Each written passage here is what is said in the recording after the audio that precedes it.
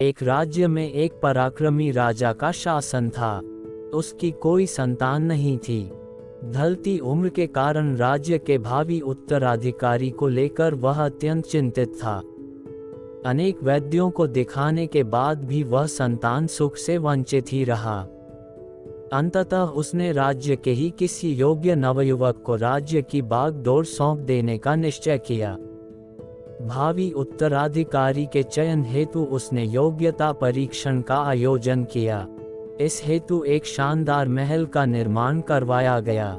महल के दरवाजे पर गणित का एक समीकरण अंकित कर पूरे राज्य में घोषणा कर दी गई कि राज्य के सभी नवयुवक महल का दरवाजा खोलने आमंत्रित हैं। दरवाजे पर अंकित समीकरण हल कर दरवाजा खोलें। जो दरवाजा खोलने में सफल होगा उसे महल उपहार स्वरूप प्रदान किया ही जाएगा और साथ ही राज्य का उत्तराधिकारी भी घोषित कर दिया जाएगा। घोषणा के दिन से ही उस नवनिर्मित महल में नवयुवकों का तांता लग गया। सुबह से लेकर शाम तक नवयुवक वहां आते और दरवाजे पर अंकित गणित के समीकरण को हल करने का प्रयास करते, किंतु आश्चर्य की बात थी कि कोई भी उसे हल नहीं कर पा रहा था। कई उसे लिखकर या याद करके जाते और घर पर उसका हल निकालने का हर संभव का प्रयास करते, किंतु फिर भी असफल रहते। कई दिन बीत गए। राज्य के बड़े से बड़े गणितज्ञ भी उस समीकरण का हल निकाल पाने में असमर्थ रहे। तब राजा ने दूसरे राज्यों के गणितज्ञों को आमंत्रित किया। दूसरे राज्य के गणितज्ञ आए और गणित का वह समीकरण हल करने लगे। जैसे जैसे दिन ढलता गया, एक एक करके गणितज्ञ वहां से जाते गए। अंत में मात्र 3 लोग शेष बचे। उनमें से 2 दूसरे राज्य के गणितज्ञ थे, किंतु तीसरा गांव का एक साधारण सा युवक था।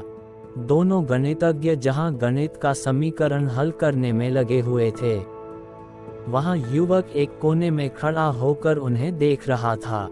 राजा ने जब उसे यूं ही खड़ा देखा तो पास बुलाकर पूछा, तुम दरवाजे पर अंकित समीकरण हल क्यों नहीं कर रहे?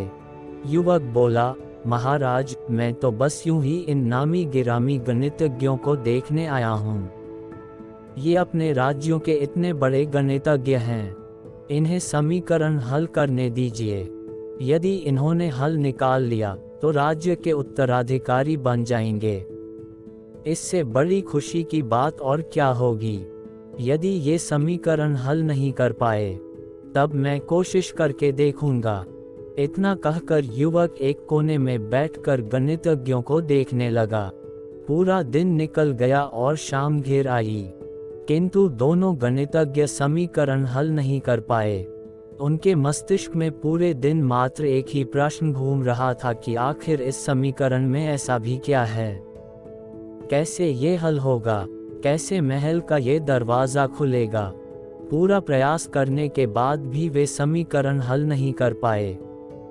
जब उन्होंने हार मान ली तो कोने में बैठा युवक उठकर दरवाजे के पास गया और जाकर उसे धीरे से धक्का दे दिया। जैसे ही उसने दरवाजे को धक्का दिया, दरवाजा खुल गया। दरवाजा खुलते ही लोग उससे पूछने लगे कि तुमने ऐसा क्या किया कि महल का दरवाजा खुल गया? युवक बोला, जब मैं बैठकर सबको गणित का समीकरण हल करते देख रहा था तो मेरे दिमाग में विचार आया कि हो सकता है कि दरवाजा खोलने का कोई समीकरण ही न हो। इसलिए मैं गया और सबसे पहले जाकर दरवाजे को धक्का दे दिया। दरवाजा खुल गया। दरवाजे खोलने का कोई समीकरण था ही नहीं। उसका उत्तर वहां उपस्थित राजा ने भी सुना और बहुत प्रसन्न हुआ। उसने युवक को वह महल भी दिया गया और राज्य का भावी उत्तराधिकारी भी घोषित किया।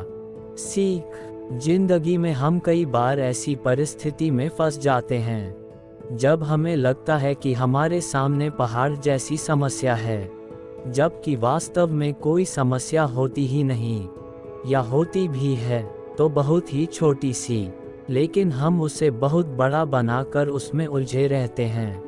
बाद में उस समस्या का समाधान अपने आप ही निकल जाता है। या फिर थोड़े से प्रयास के बाद, तब हमें एहसास होता है कि इतनी सी समस्या के लिए हमने कितना समय बर्बाद कर दिया। समस्या सामने आने पर विचलित न हो, शांति से सोचें और फिर समाधान करने का प्रयास करें। दोस्तों, कहानी अच्छी लगी हो तो वीडियो को लाइक करें और नई नई कहानी सुनने के लिए हमारी चैनल को सब्सक्राइब करें।